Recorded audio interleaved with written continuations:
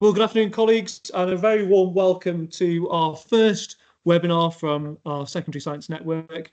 If you're just joining, really want to say a huge welcome and a huge thanks for your time this evening. We've got a packed programme. We've got four trusts that we're going to be hearing from this evening, and we really hope that this is going to be an opportunity for you to learn a few things about what other trusts are doing, what other schools are doing across the country, and to develop your own practice. We are going to be recording the session, so if anyone wants to come back and look at the content from this evening, we're going to be recording the session. And it'd be really helpful if you could engage in, if you've got any questions, you could pose those through the chat function. So we've got the chat, which is live, but also there may be some time after each of the presenters have shared to have some live questions. So everyone on the call should have camera and microphone permissions. Which is brilliant. What I'm going to do now is just give you a quick update on where we are and where we've come from. So the Secondary Science Network has been founded through a number of academy trusts, and we're really delighted to kick off this first webinar series. So why actually are we bothering doing this? Well, we realised that over 90 academies are represented on this call, you know, tens of thousands of students with an opportunity to have a real impact on supporting one another in science leadership professional development. So we're kick-starting off the Secondary Science Network with these webinars. After Christmas, there's going to be an opportunity to have some hosted school visits. So there may be some trusts here that you're interested in visiting. Well, we're going to be highlighting a couple of academies that you may be able to visit across the country to experience what they do day in, day out, and experience what their leaders get up to. And we'll be using the STEM leadership benchmarks for quality in science leadership to highlight those departments where we want to showcase some really good practice. Just to also a heads up, this is our first slot on Monday. We've got another live webinar on Thursday, and they'll all be covering different things. So we've got different academies presenting, and we're going to be hosting another set of webinars later on this academic year. At the end of this session, I'm going to put a little Teams link or a little link in our team for some feedback. This is the first one we've ever done, so it could well be in need of refinement in terms of the process, and we would love to hear from you. So if it's possible, to complete that feedback form when we get to the end, that'll be really helpful, just so we can shape further webinars. In terms of where we're going, we've got 4 academy trusts represented, and our objectives really are to share best practice for improving Year 11 outcomes. We want to start building a community of science educators across the UK, and if you are any good at geography, I did have to look up some of these schools, but you'll notice by looking at where these academies are that actually they're in a range of different locations, different demographics, different contexts. But I think the real power is that you're all incredible leaders doing brilliant things in different parts of the UK, and we want to start to cultivate a culture of sharing best practice.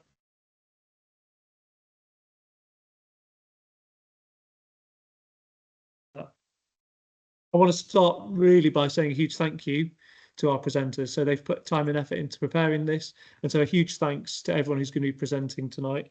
I know it takes a bit of time and effort to put in, you know, what you've done tonight. So thank you. And for everyone else on the call, to get the most out of this, you know, please be attentive. If you've got a camera that's working, you know, it'd be really helpful for us so that our presenters can see you. That cavern. So if you're able to show your camera, that'll be really helpful.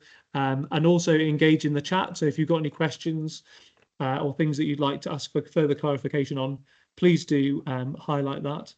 And then I think the most important thing to do now is kick straight off. I think I've covered everything that I needed to, which is brilliant. So we're going to kick off and go straight on to Debbie, who's going to share what she's learned and some of her key priorities from Ormiston Academy. So Debbie, over to you.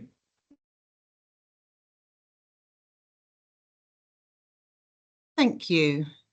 I think I'm in control. Hold on. No, I'm not. There we go. So my name's Debbie Smith. I'm from Ormiston Venture Academy. We're a coastal academy, 11 to 16, near Great Yarmouth in Norfolk. We have quite a high percentage of SEND, 40% disadvantaged students. So we have, quite a lot of problems that come into the academy in terms of starting points. The Academy Progress 8 is now plus 0.51 and Science Progress 8 plus 0.65. So you can see all those details on there. And I'll talk you through what we do that we think get us to those progress scores. So the first thing is about creating a special focus group of key borderline students and teaching them in a completely fresh space, away from the science department, away from labs, completely fresh. Second one is mapping out a clear plan for the entire revision period and sharing that plan with students. And then the third one, standardising our approach to resources and how we do revision in all of the sessions that we do. And that's really right from the beginning of year 11 all the way through. So the group of borderline students in a fresh space. So we're looking at trying to raise the attainment of grade 4-5 students. And it also has the knock-on effect of being able to take a few of the key less engaged students out of other revision groups. So what we do is to create a group of somewhere approaching 50 foundation tier students. They're the higher end of the foundation, but not right at the top. So as I say, 4-5. And make them into one big group that just stay as one group the whole way through revision. And we assign the strongest teacher to them. So I take them and I teach them in the hall. So they're in a completely fresh space. It's totally new to them. They're nowhere near their normal lessons. It becomes a completely fresh experience. We have bleachers in the hall, so ranked seating. So I have a clear seating plan that separates them all away from each other. They're all sat in their own little private space.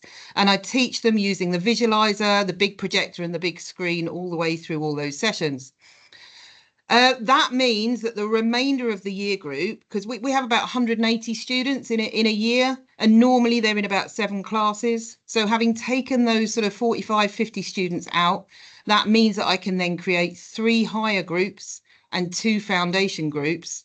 They rotate around specialist teachers like they would normally in their lessons.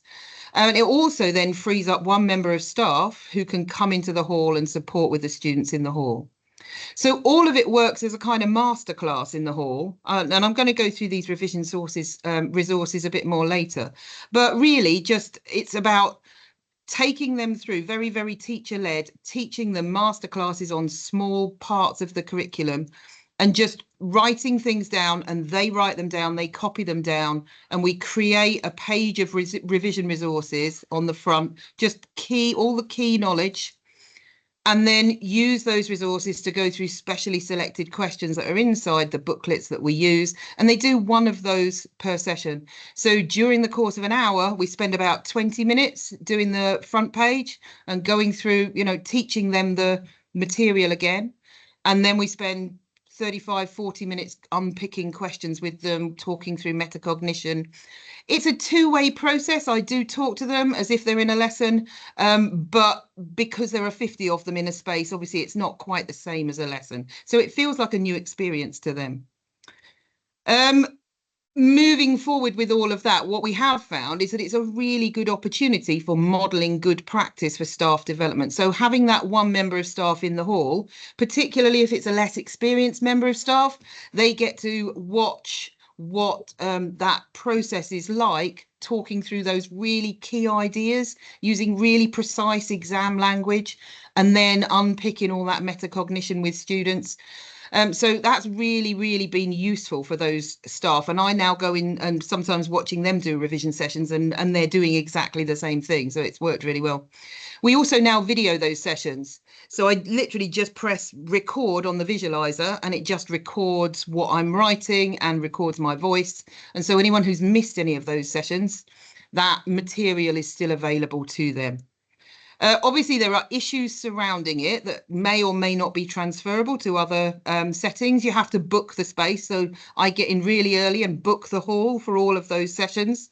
Because there's an extra member of staff there, it does mean that if there are any occasions when the hall is not available, I can split that group back into 2 small groups and put them back into a normal space. I have to have a place to store all the folders that keep all their stuff, stash of pens, rulers, all of that stuff down in the hall, ready to go.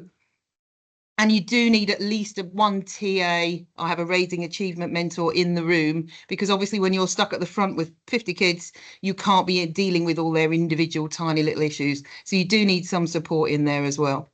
So that's the first one. How are we doing for time? I don't know whether I'm talking too fast or too slow. Second action, mapping out a clear plan and sharing it with students. So really, this is all about just ensuring that absolutely everything is covered, you know, that we reteach pretty much everything we can in the run up to the exams. So we try to finish our teaching of the curriculum by February half term.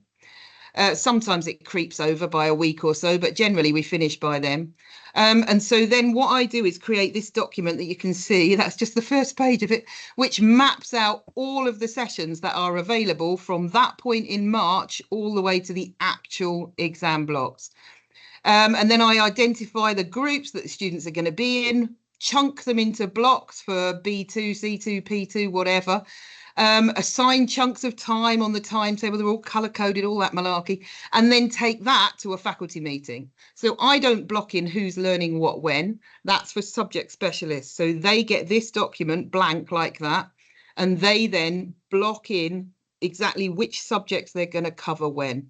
So they think about the most key knowledge coming nearer to the exam so that it's not forgotten, but making sure that there's coverage of everything.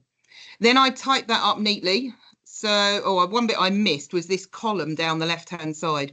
So I have a column that identifies when individual groups of students won't be there. So there might be a photography exam or a history exam or whatever going on, so that those students can see that they're going to miss those sessions. And then once it's been blocked in, I type it all up and it looks something like this. And that takes them all the way into the exam. So having done that, what's crucial is that that then gets published to staff, obviously, so that they know what they're doing, but published to students. So we stick all of that up on the wall in the Year 11 area, and they can see exactly what session they're going to cover. Some of them will go home and do revision before a session so that they come in armed with knowledge, so they do some pre-learning. Others use it just to check what they're going to miss. They use it to see, actually, obviously, we can't cover everything, so they know which bits they're going to need to do themselves. It's absolutely non-negotiable once that's set that is how those revision sessions are going to run. So once they're decided, everybody has to teach that whenever they teach that. And so that pattern has to stay. It ensures as much coverage, obviously, of core knowledge. We do use information from question level assessment of prior assessments, analysis, of prior assessments to identify bits of need.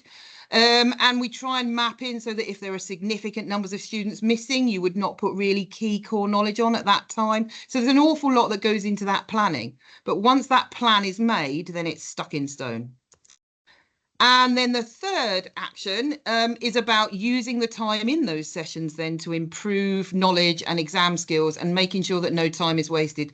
So we're really clear with students that revision is not fun. We're really mean about that. You know, they're not fun sessions. They're not going to be singing and dancing. It's going to be really hard work.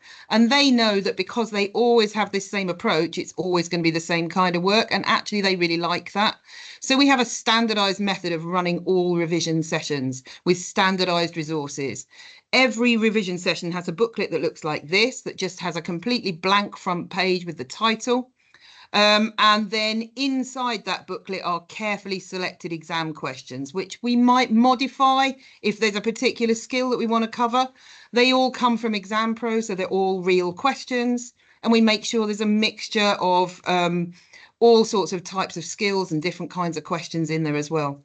We print the mark schemes at the back of every booklet, because if we don't finish those questions in the session, or even if we do, students can take them home, they can have another go, and they can mark their own answers.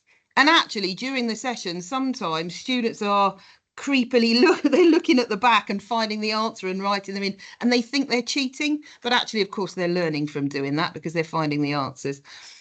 So the teacher talks through core knowledge, models that note taking on the front of the booklet, dual coding it as much as they possibly can. So it ends up looking something like this. Not too much, it's not too dense, it's just the really, really key knowledge.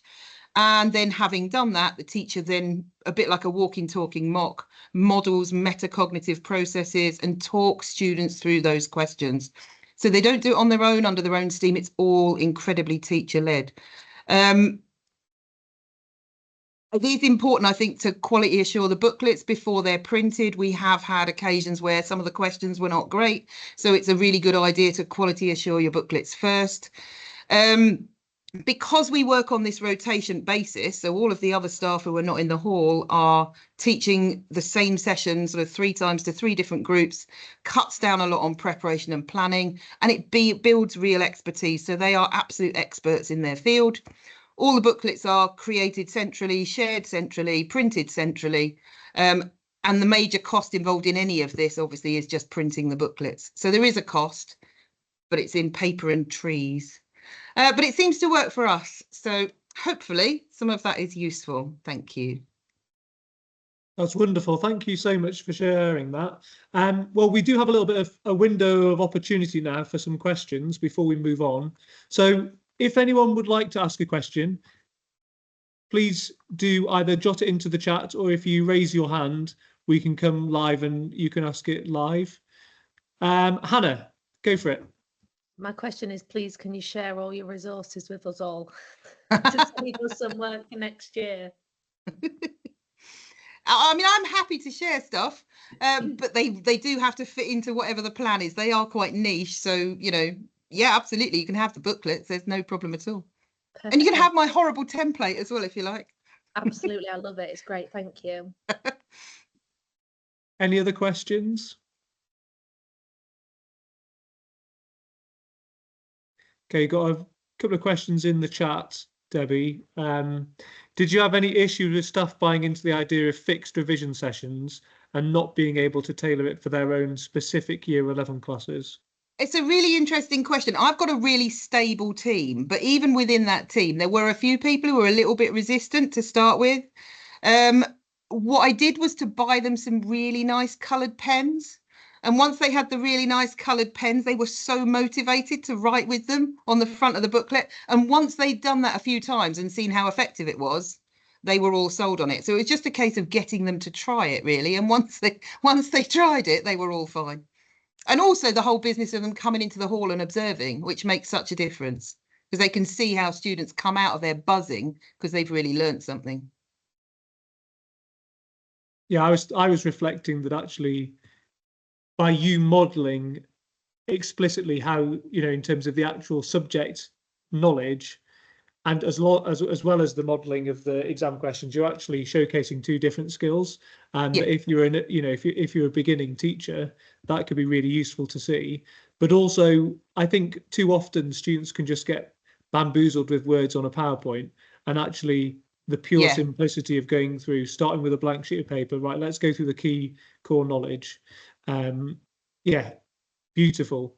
Any other questions? If there aren't any questions, I'm actually going to force everyone to just pause for 2 minutes and reflect on what Debbie shared, and just think through how you may be able to do this in your, you know, could any of this be applied to your centre? So we started off by looking at a group of borderline students, putting them into a space in their school.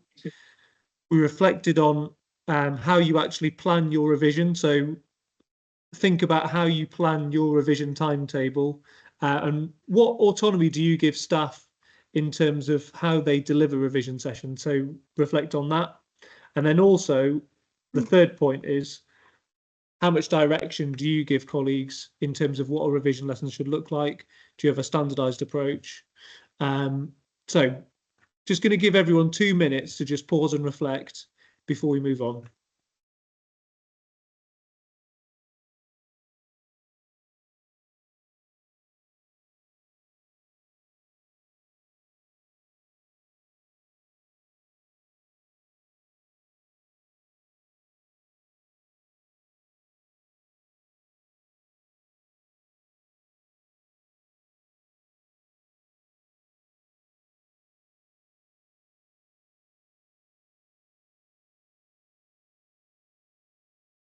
Fantastic. Well, a huge thank you, Debbie, for that. Really, really useful. We're going to hand over now to Northern Education Trust. And this trust is going to do something slightly different. We're going to have one idea from 3 different academies, and we're going to kick off hearing from Harry. So over to you, Harry. Thanks, James. So just a bit of an introduction to the 3 schools from Northern Education Trust. So my name's Harry, I'm Head of Department at Freeburgh Academy. I'll also be presenting with Rosie Raystrick from Blythe Academy and John Ellison from Farringdon. Now, as you can see, like all 3 schools are from quite deprived areas. We've got high percentages of pupil premium. Some of the schools have a very high proportion of SEND students. So, for example, Freeburgh has 25%. At Blythe and Freeburgh, we're sort of coastal towns with like a rural catchment area. So we often find that students, well, we've had to improve results a lot.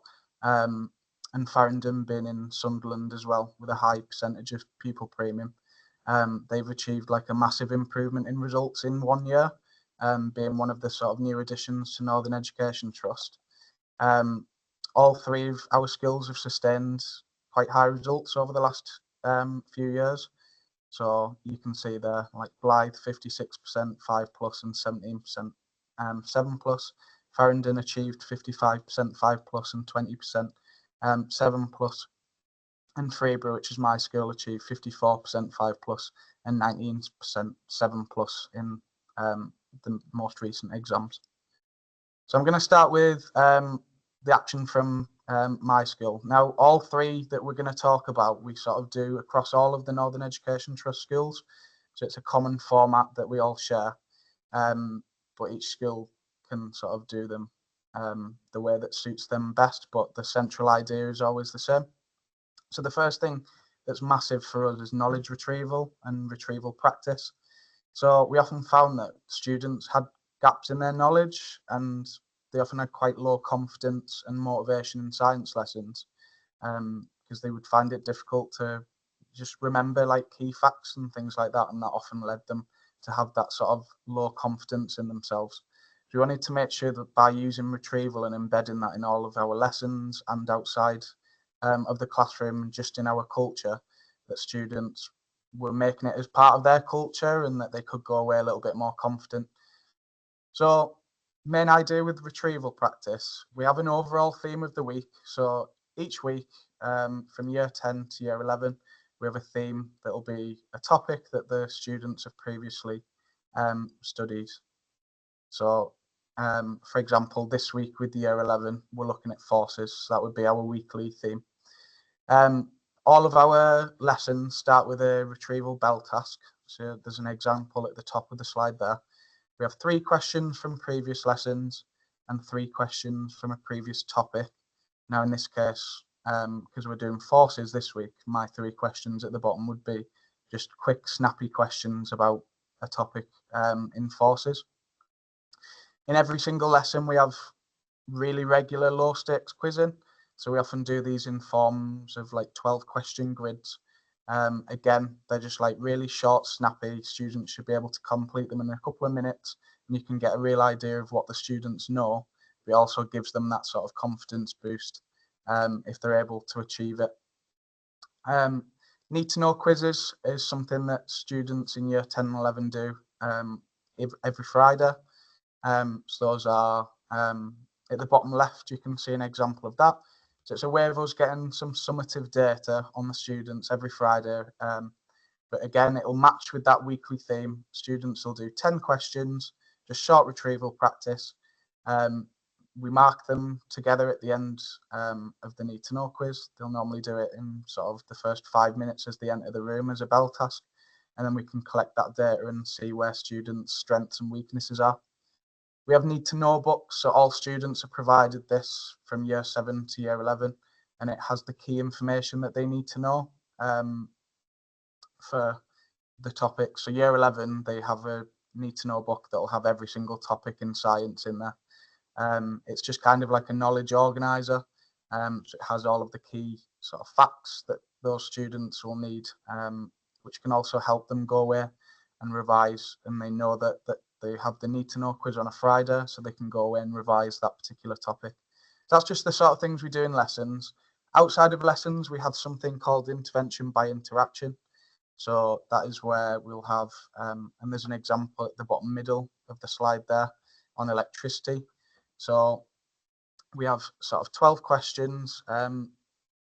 We give them to members of SLT, but it's important to get the department involved as well. So there's questions and answers on there, and we encourage that at break time and lunchtime, SLT will carry them round with them and just ask students just really quick questions. So it might be that they just ask one student like a row of questions, and I'll often find myself going down at lunchtime or break time with a group of the friends and just asking each one of them a row and seeing how they get on. And often they turn it into a sort of competition and they want to see who can get the most correct, and it just really engages them with that practice. We have enrichment every week, so that's just an extra hour for one night each week, where it's just an extra hour in front of where students are in front of their teacher, again linking to that theme of the week, just to give students as much practice of that topic that they're learning about for that week. We have Seneca, so every Friday students have an assignment that's due, again linking to that theme of the week. We make sure that they're sort of 20 to 25 minutes. We just want them to be really engaged in it. It's dead important that students go away and that we get their families involved, and we have contact with home to make sure as many of them as possible are using Seneca.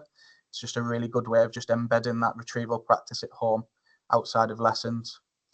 And then outside of lessons as well, we have subject tutor time. So in year 10 and 11, we have groups of students who will spend an extra 20 minutes each day with a science teacher as their tutor.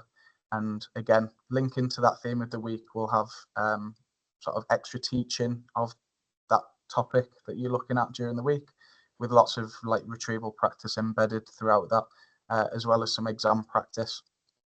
So sort of things that are important when you're doing this retrieval practice is you need to make sure that the intervention by interaction is provided weekly and printed weekly for SLT, and then it's provided down there so that the senior leadership team know exactly where to go and just pick it up each week. So it's really easy for them to access and just get straight into using it with students. As a head of department, just simply on learning walks, I've been round, and whenever I've seen staff's bell tasks or do nows, making sure that they're just effective and achievable. We want to make sure that it's really just short, snappy retrieval questions. We don't want a bell task to take 10, 15 minutes and for students to feel like they're getting things wrong, because it sets the lesson off with a bad tone. So students can come in and do a short, snappy bell task where they're able to achieve something, and that's just some really key facts that might come up as a one marker in their exam. It's always a brilliant way of doing it. Model how to access Seneca. I think we often think that students nowadays are really proficient with the internet and can get on and get logged on really easily. A lot of the students in our schools don't know how to do that. So making sure that you either use a computer room and book them out in advance and take students down, or model it in the class to show them how to log on. And then getting the parents' support as much as possible. So phone calls home, texts, emails, whatever it needs to be that gets those parents involved. And we've got something new that we started this year, which are knowledge checks. So at the end of each topic, it's a slightly longer need to know quiz essentially. That's 20 questions, 15 for Key Stage 3 classes, that tests them just on those key retrieval sort of information or facts from that topic. I think one of the main things as well with retrieval practice, especially in lessons, is making sure that it's always really effective and it's purposeful. So on learning walks, I found with some classes that they weren't maybe engaging with the retrieval practice to begin with. So as you walk around, are they just using it as 2 to 3 minutes where they're just sat passively waiting for answers to come up? That's not going to let them learn. So it's making sure that staff are aware and know how to do the retrieval practice effectively. So making sure that students have all started the task, like use expectations for learning systems or whatever your school has to ensure that all students are attempting the work. Encourage them to have a go, even if they're not sure. Like make sure that they know that it's okay just to have a go. So narrate compliance. Any students who are doing it well, praise them for it. Any who aren't, just give them that gentle reminder. For any students who are stuck, we'll advise them to move on and return later, and discourage like them just checking the notes straight away. And then finally, just prioritizing efficiency, make sure that we're not spending excessive time on it. Like 2 to 3 minutes for a retrieval quiz, 12 questions is plenty of time. We don't want it to be a really drawn out process. Right, I'm going to pass over to Rosie.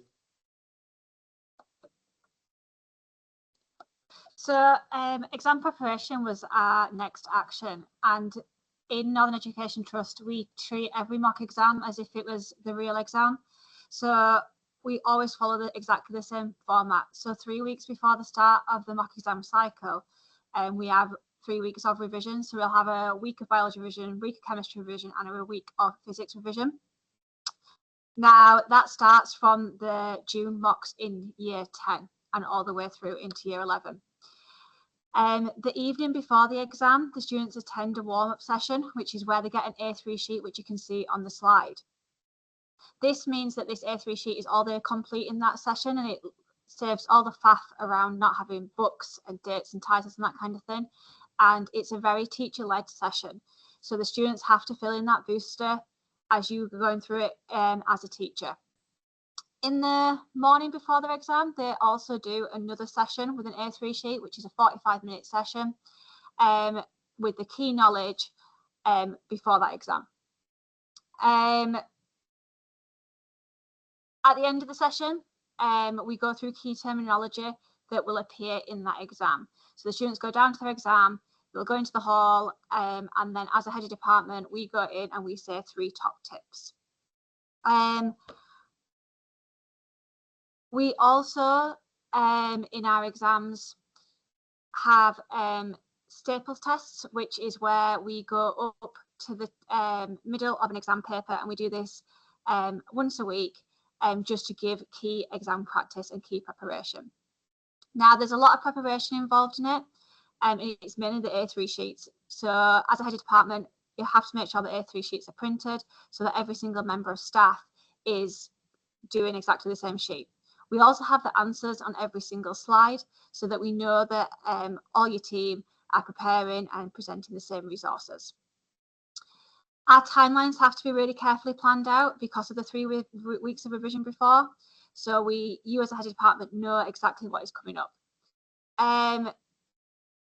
Good attendance is really, really key. So involvement of SLT, heads of year and learning managers really, really helps that. And we're over to John.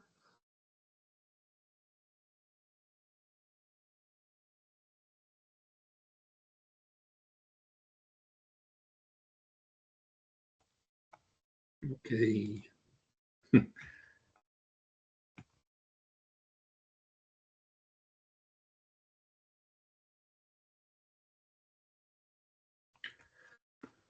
Everything that we do in NET, everything Harry and Rosie have said contributes as well. We're presenting 3 different things here, but actually they're all coordinated by, well, mostly by Brian, our Director of Science, and it brings it all together. And I don't think any one of these things stands in isolation alone. They are all things that act together and part of the thing that the Trust does to improve outcomes. Just to give you a little bit of background, I know they said our outcomes were massively improved. We were at progress minus 0.91 last year, and we went up a whole grade in progress to plus 0.09, which was really amazing for the school. I've been at the school a long time, and when the Trust came in and brought all of these practices in, they really have changed the outcomes for the children of Farringdon. They really have. It's been a great move for the community, for us. But underneath all of this retrieval practice and everything else are the nuts and bolts of what we're doing. So in our lessons, what are we doing with these exam questions? We were getting superficial answers, really, ones that lacked more structure. We were getting responses that didn't really sort of, you know, well, they didn't answer questions, you know, the pupils would go and answer the questions on the exam paper, and you'll get a wide variety of non-responses or responses. And one of the main things that we've done is change how we use exam questions, but also choose and plan how we use them very carefully. So we have a wide variety of questions we use in lessons, ranging from, you know, all of the, you know, the recall questions to the analysis questions to obviously the calculation questions as well. But we also carefully plan to ensure that it all fits in with our retrieval practice, our exam preparation, and all of the things that Harry and Rosie have just mentioned. We use different styles of questions to review learning, and disciplinary knowledge is threaded through each of the topics that we cover. The questions are dissected and they mirror the mark scheme. When we QA, when I walk around and talk to the staff, I want to hear the teachers using the language of the mark scheme, and want to hear the children using the language of the mark scheme, and that key language is really pushed by all of the teachers in the classroom, and we try to get the pupils to mirror that language and use it all of the time. During each lesson we'll have obviously the foundation knowledge, but then we have independent time for the pupils to practice answering those exam questions, and obviously at that time we'll go around with our pink pen and review the answers that they've given and make sure that they're on track as we wish them to be. One of the things that's made a huge amount of difference to our physics marks and grades is the implementation of FIFA by the school or by the trust and sort of into our school. So this formula, insert, fine tune and answer, this structure every single time in physics calculation questions really supports the answers. Even if the pupils don't get to the end of it, they can usually insert the details and get a mark from it. It helps them rearrange if they follow this structure all of the time. And the teachers are actually, well, modeling it all of the time in the lessons. And then we follow the slides you can see on the right in every lesson. So we've got a model answer, which will go through with the teacher, will go through with them doing that. Then we'll do some practice questions, and then ultimately they'll be given this independent practice, which would be the exam questions at the end, and we'll go through and go through and check through those together as well. The structures, if you're designing things like this, the structures and hours need to be simple and very easy to remember. So FIFA is easy to remember. The table we use for modeling the chemistry titration calculations and reactant masses calculations is easy to remember, and we need those simple structures. We try to keep everything as simple as we can. The consistency is crucial. All of the staff have to use it, and all the staff have to buy into it. I think earlier on it was said, I think the First Lady said that she had a very stable team. I have a stable team as well, but they still have to buy into all of these things, and they still have to, you know, make sure that they're being delivered consistently in the classroom. A variety of different questions is essential, and Exam Pro is an essential tool for us to construct and all of that, but you can easily use Exam Pro to go through and produce a variety of different challenging questions. And repetition's key. We go back and supporting the knowledge retention all the time, but the repetition of exam questions, there are only so many ways that exam questions can be asked and knowledge can be questioned, so we keep revisiting that. And they often say, well, they will complain at time and say that they've seen this exam question before, but that's great. You know, if they've seen it before, well, can you answer it? Yes, brilliant. And then that's what you really want, that retention of knowledge is there. We always have time in our lessons for modelling, practicing and reviewing the answers, following the structure that I outlined on that first slide. And overall, we've had improvements at 4+, 5+, but more importantly at 7+ as well. Well, not more importantly, but actually, but we have had improvements all the way through our ability levels. And high ability pupils need those structured answers as well. We tend to seem to forget about the fact that the higher ability, but we need that foundation knowledge underpinning them, and they need those structures for those questions, so then they can add to them and reach the higher levels. But that underpinning foundation knowledge we feel is also needed there. Okay, and I think that about wraps it up. If you've got any questions, I'll take them. Brilliant. Thank you so much, team. And thanks particularly to Harry, Rosie and John for sharing those suggestions.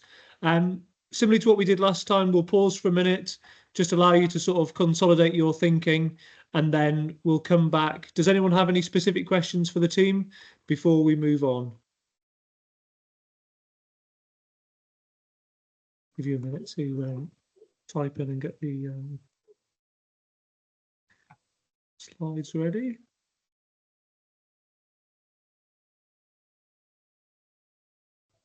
Okay, well, without further ado, then I'm going to hand over to Charlotte from Ely College, part of Meridian Trust. Over to you. Thank you, James. Hi, everyone. Nice to meet you all. I'm Charlotte Hindley, the Curriculum Leader for Science at Ely College, one of the schools in Meridian Trust. We're based in Cambridgeshire and we're an academy for students aged 11 to 18. We've got about 1,600 students on roll at the moment. We're at capacity and we've got a growing sixth form as well. Something that's quite unique about Ely College is that for science, all of the students all sit the separate science exams. I feel like that's quite useful to know in terms of the context of our results. Nobody sits the combined science exams at Ely College, regardless of set, which does make it a little bit tricky when doing the data analysis, because we're essentially comparing our whole cohort to just the sets that are sitting the separate science at other schools. So today I'm going to focus on two strategies that we found have really helped our students. The first one is effective feedback lessons, and the second one, following on from the theme of other trusts, embedding retrieval practice into our routine everyday lessons.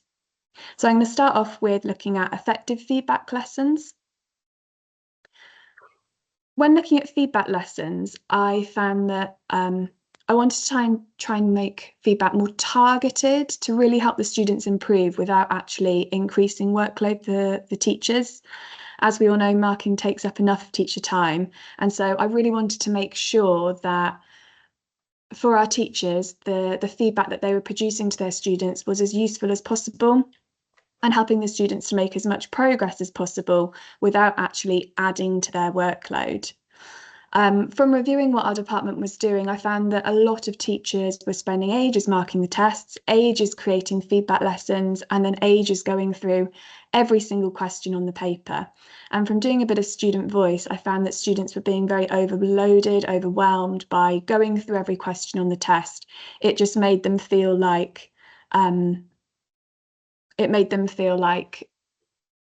there was so much content that they didn't know, where the teacher was going over and over every single little bit that they got wrong.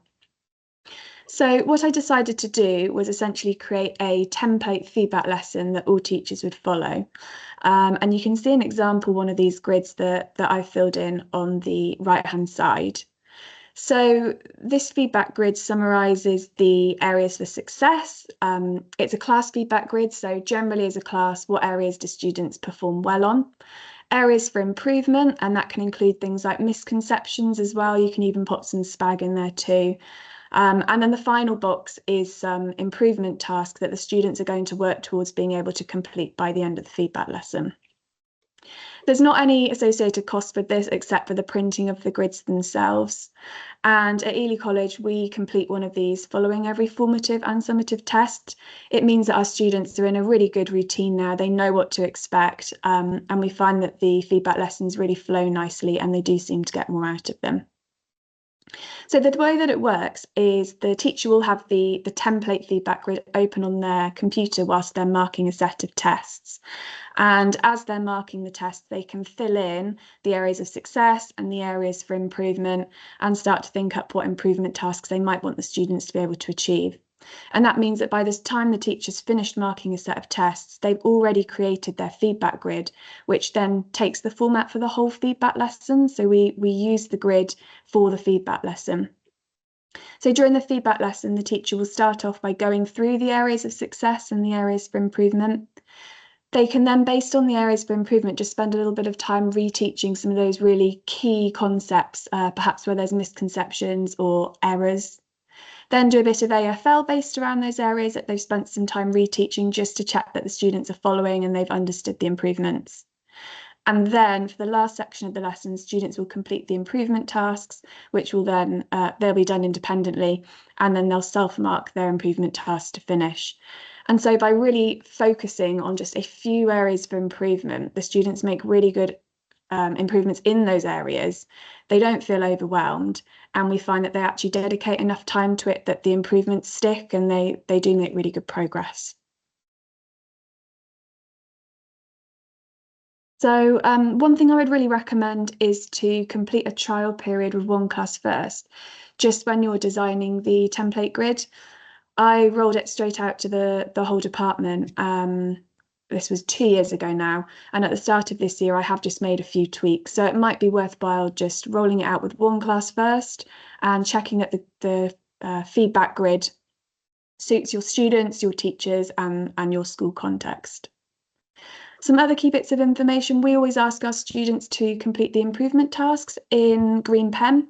It just makes the feedback lessons really stand out on the page, but alternatively you could get the student, you could print the grids on a different colour paper to make it stand out in their books as well, just so they can refer back to it in the future.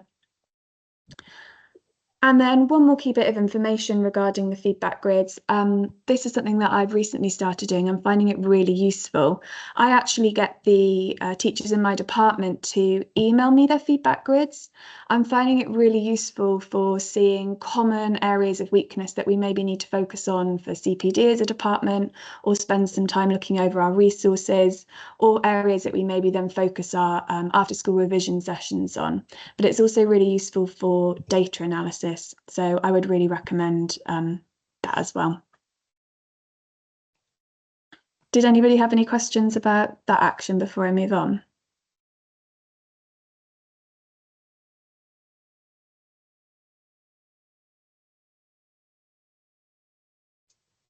Okay, I'll move on to the second action.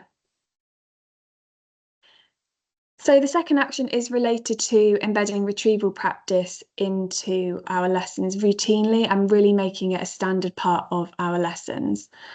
The reason for doing this was I wanted to find a way of supporting fact retention, particularly in our students who we know are completing a lack of independent revision at home.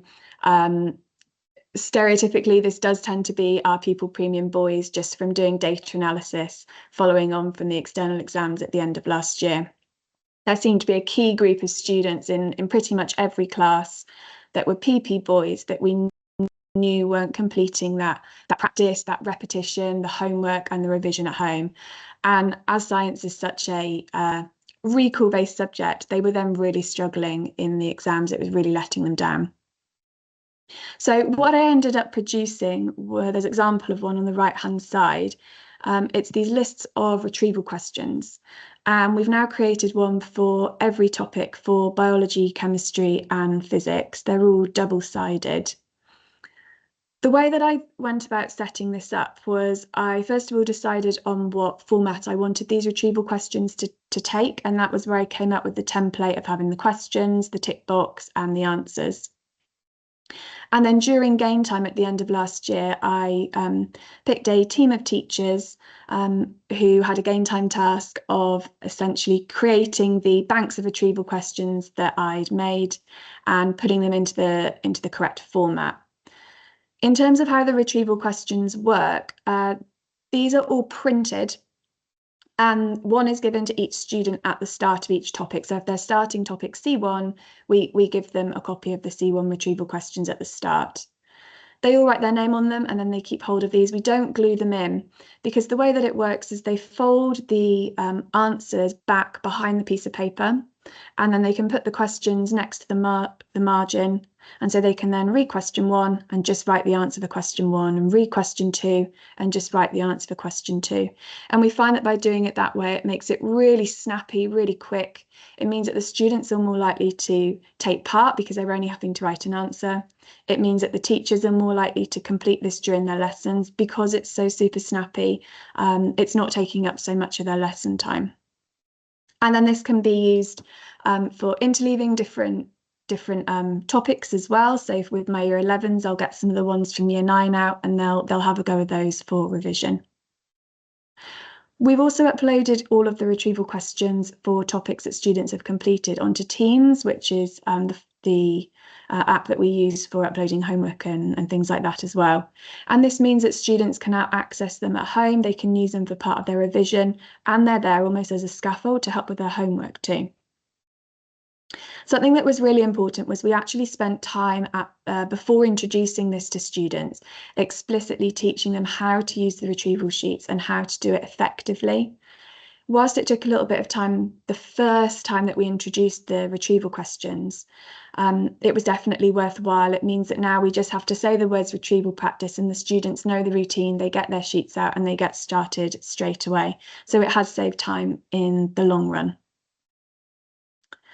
I've asked all teachers in my department to make sure that they're embedding these routinely into their lessons. So at least once every couple of lessons, they're pulling out these retrieval questions and students are having a go. Another thing that's worth noting is these retrieval questions are actually really useful for revision lessons and also cover lessons. And where students have always got access to them in lessons, they're quite helpful as a scaffold for disadvantaged students as well.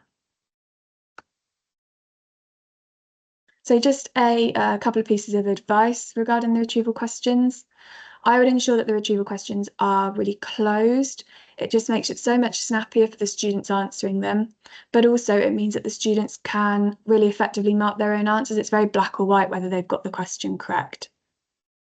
Something that we're planning on doing for next year, and this is purely to save teachers time throughout the year, we're planning on turning them into a retrieval question booklet, so one for paper 1 and one for paper 2, that they will then be given out at the start of the year.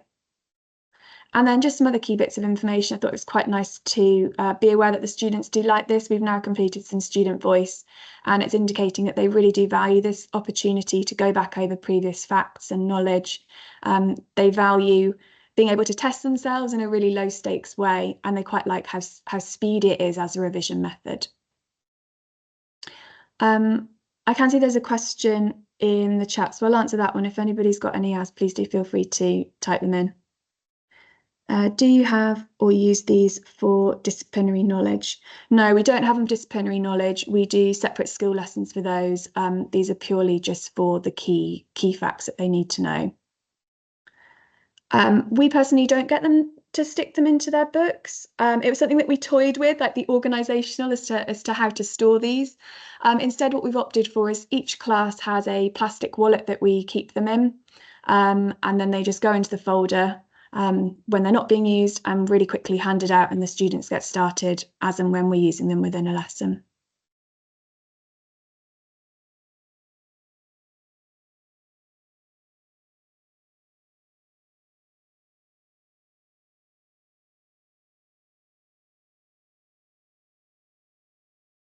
Any other questions?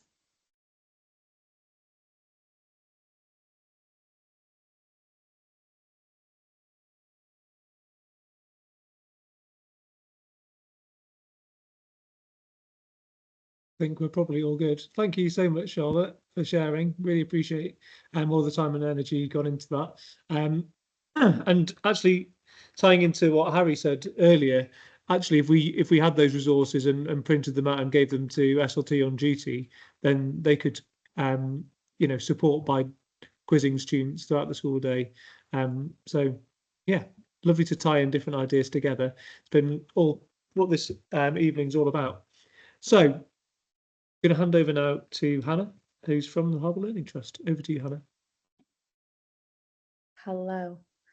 Right, so I'm from Healing Academy, which is up in Grimsby in North East Lincolnshire.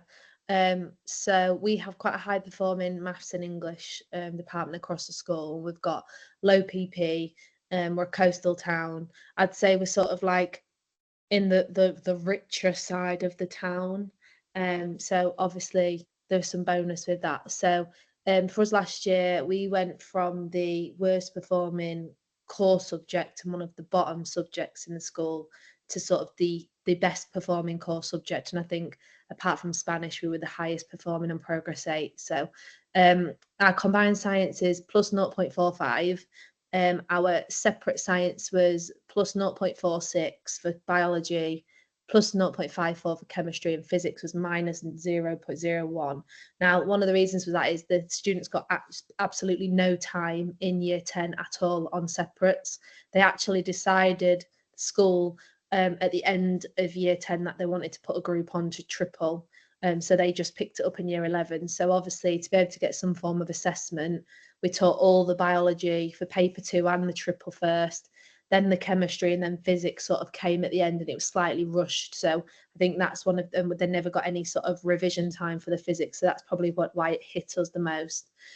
So just some of the things that we put in place. So when I went there was sort of no revision strategy at all. There was the lessons, but there was no sort of nothing supporting the kids outside of that. So that's one of the biggest things that we focused on. So the first thing is we bought into Tassomai. So I don't know if any of you are familiar with it, but one problem when I looked at the historical data is that these students on paper are quite bright, but their AO1 was really bad. And that's because part of it wasn't necessarily built into lessons, but also then outside of their lessons, they were never tested on it. So in November 2023, all the students in year 11 got their own Tassomai login. And we expected them to carry out 5 of the 7 daily goals. So if you don't know what Tassomai is, it's like a multiple choice app, but it's generated by an algorithm that will remember what the kids do and don't know. So if there's a topic or a question that they're getting wrong, it will keep asking them it until they start to get it right.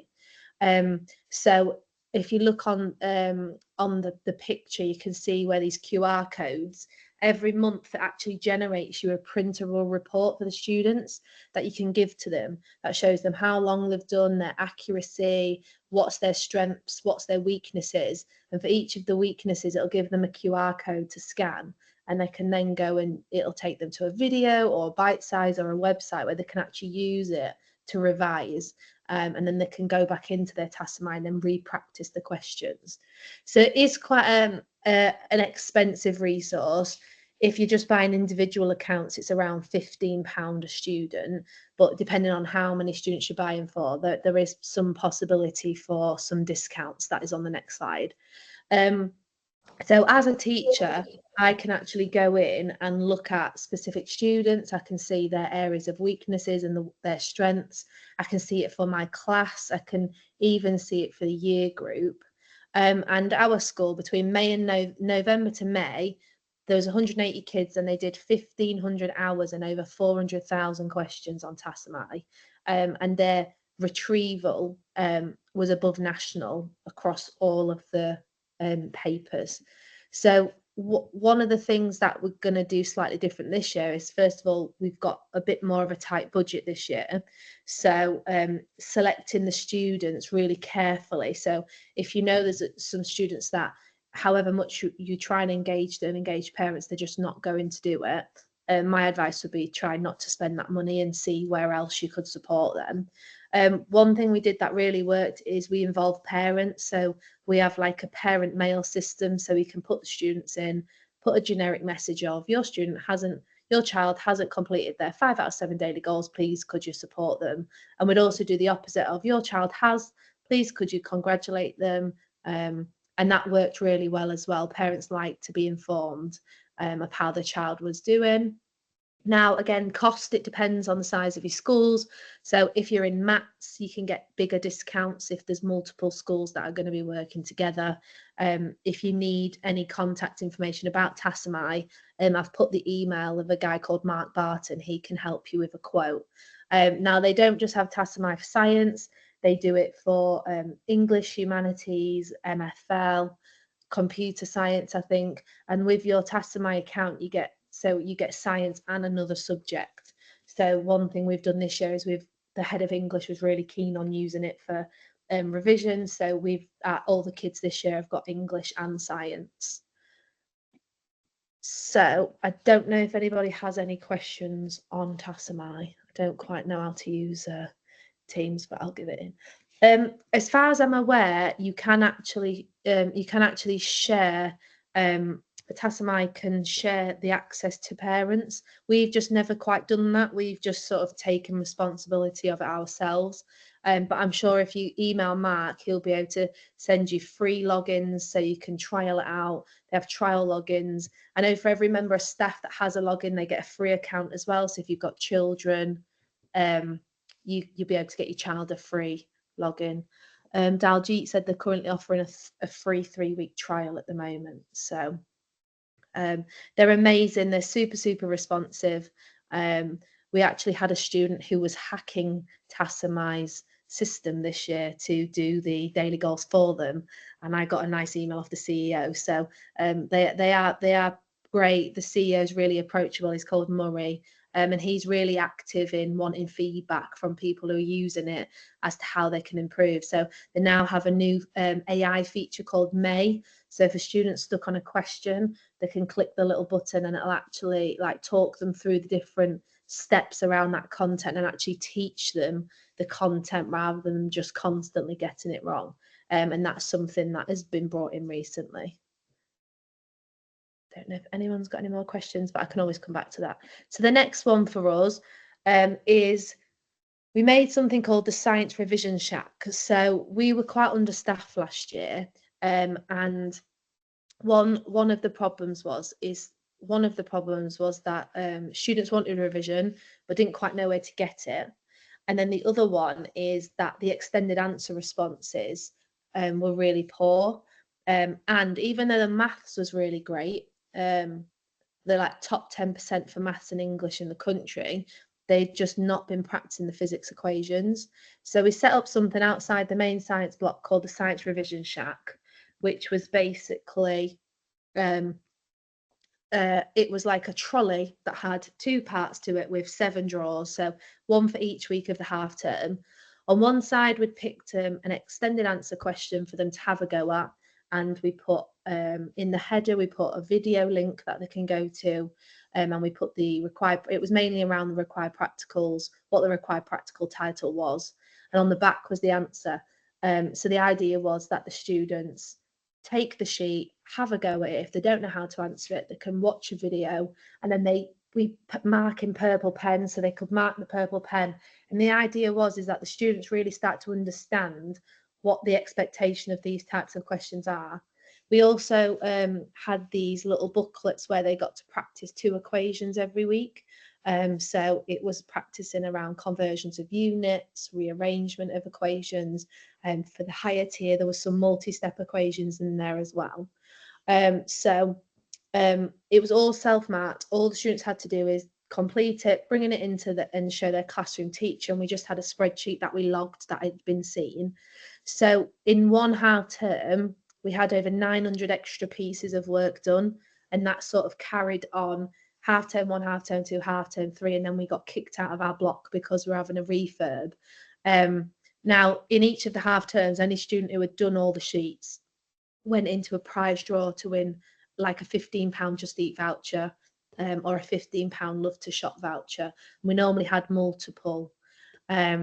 Now the sort of impact we saw is when we analysed the results from the summer is our extended answer was above average on every extended answer question. Now for us, one of the problems this year is photocopying.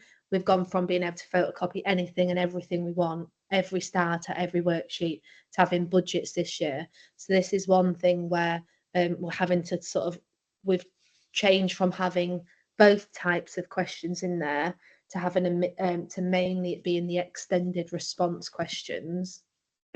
So we're rolling it out to year 10 this year, and it seems to be going okay. One thing we did add is we added QR codes instead of links to videos, because it just made it a little bit quicker and more accessible for the students. And again, now the students are sort of getting used to it, we are going to even extend it further and have specific higher tier and foundation tier. At the minute we're just hitting level 2 questions. Just some other key bits of information is, in the first instance, some students need some support with how to answer or what to expect, so you could run some workshops within lessons to just help encourage reducing them barriers. We also would communicate to parents that this is available. So every month we let them know exactly what we have available for their child to engage in. And again, the students that are engaging in it will send positive messages home. Now, we're quite short-staffed at the minute in reception, so it's not as easy to send messages home to parents of the students who aren't sort of working along with the project. So I don't know if anyone has any questions on that one. I'm quite conscious of the time.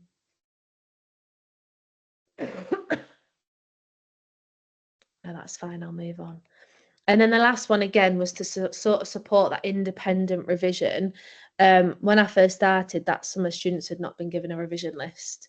So it was one thing about empowering the students. They are the sort of students that will be empowered as a majority to sort of seek out their own vision. So we made a year 11 Google Classroom where there was tons of resources for all the 3 sciences, different skills, so things from flashcards to topic questions to practice mock papers to glossaries to checklists. Every sort of resource that we've managed to collate over the years, we put in one single place, and then if students ask for specific topic questions, we'd put them in there as well, whether it's higher and foundation. And what we found is actually, first of all, you didn't necessarily have students knocking at your door all the time asking for things, but they actually had a place that they knew they could go to and find any resource.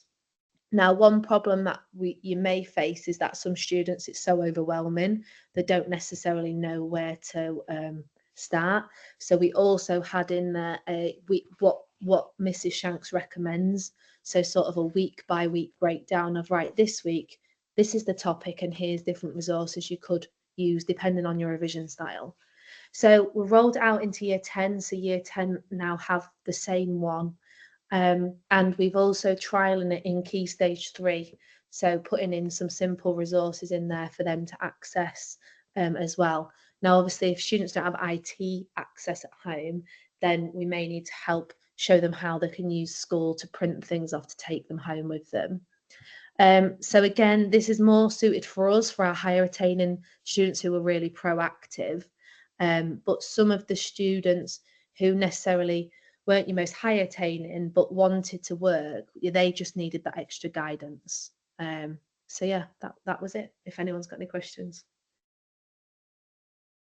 We're a Google school, so Simon asked why Google and not Teams. We're a Google school, so it just made more sense to have it. They already have a Google Classroom for all of their subjects anyway, so it was an easier way to set it up, so that they were all just moved into the same Google Classroom.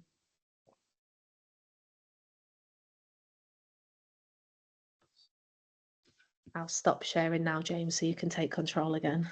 Amazing, thank you. So what a wonderful filled evening of so many different ideas, and I've just been blown away by all the different ideas that we've shared. Yeah, just so many ideas that hopefully have been useful, sparked you guys thinking about what you might be able to do in your departments. I just want to pause for a minute. In the chat, I have put in a link to a Microsoft form. So if you've got a couple of minutes, we would really appreciate hearing from you. Basically, the questions are, how useful did you find the session? What sort of ideas could you take back to your department? And the 2 questions at the bottom that we're particularly interested in are, if there's anything in terms of the format that you'd like us to refine or develop for future sessions, please let us know. And when we're planning webinars for later in the year, so we'll be doing this sort of round of webinars again later in the year, but we haven't identified yet a theme for the webinar. So if you were, as a curriculum leader of science, what would you like to hear from other curriculum leaders across the country in terms of what they're doing? So if you could pause and take a minute to complete that feedback sheet, that'd be wonderful. And all that remains to be said is a huge thank you to all of our presenters. Thank you so much for being so generous with your ideas, and also in terms of offering of resources. Really do appreciate that. We will, if any of our presenters do share resources, then myself and Simon, who will basically find a way of getting that to everyone who came along tonight. I can't promise that it'll be like tomorrow, but we'll figure out a way of being able to do it as quickly as we can to enable you to have access to those resources. But have a wonderful rest of your day. Rooting for you. I know we're basically in the middle of November. It's dark, cold, and we need to get to the end of term. But I guess on behalf of everyone in the Secondary Science Network, a huge thank you for all you do day in, day out, because our pupils are so blessed and lucky and fortunate to be able to have you leading and supporting them and their journey in science. So yeah, thank you for all you do. Wishing you all the best for the rest of this term, and hopefully see you at a webinar in the future. Thank you, and have a wonderful rest of your time, rest of your day, and enjoy your evening.